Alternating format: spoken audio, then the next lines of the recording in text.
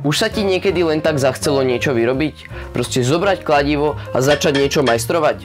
Mne sa to deje často, ale v trochu inom štýle. Asi pred mesiacom som sa rozhodol natočiť krátky film. Tak som začal písať scenár. Zopár ich síce skončilo v koši, ale nakoniec som napísal niečo, s čím som bol spokojný.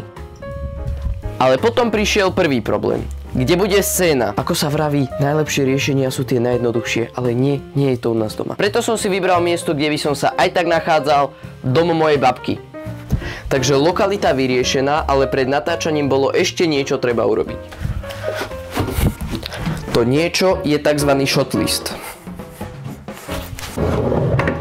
Je to v podstate zoznam záberov, aby som čas využil efektívne, nemusel meniť scénu každých 5 minút a aby som na scénu nemusel chodiť znova, čo som aj tak musel. Keď prišiel deň nahrávania, bol som z toho úplne nadšený. Dokonca tak nadšený, že som si to editoval priebežne, aby som videl, ako to vyzerá. Bol som s tým nadmieru spokojný, ale napriek tomu, že som mal shotlist a ešte som aj nahrával zábery naviac, aj tak mi nejaké zábery nevystačili a musel som tam prísť znovu. Po poslednej editovacej session v DaVinci som konečne klikol Publish. Teraz je už týždeň po zverejnení a ak by si chcel tento krátky film pozrieť, link je v popise.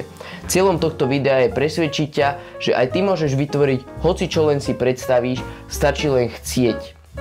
Vidíme sa na budúce, zatiaľ čauko.